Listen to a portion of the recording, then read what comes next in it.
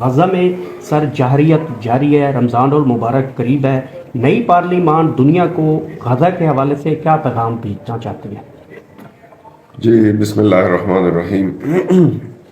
اس میں کوئی شک نہیں کہ غزہ کے مسلمان بھائی انتہائی تکلیف اور مصیبت کا سامنا کر رہے ہیں۔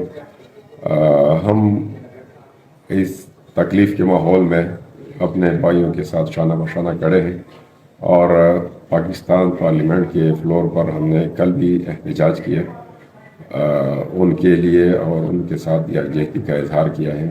لیکن ہمیں رونا آتا ہے اپنے امت مسلمہ کی بے حسی پر، اپنے حکومت کی بے حسی پر۔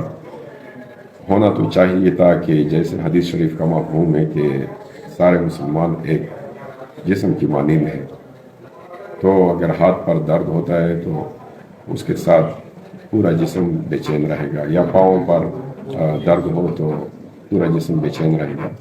لیکن وہ درد یہ پارلیمان اسی طرح محسوس نہیں کر رہی، اور میں پھر بھی اپنے پارلیمان کے ممبرز سے گزارش کروں گا کہ آئیں، اپنی سیاسی اختلافات کو بالائے طاق رکھتے ہوئے ان کے ساتھ ڈٹ کے کھڑے ہو جائیں اور اسرائیل کے خلاف عالمی فورم پر آواز بلند کر لیں۔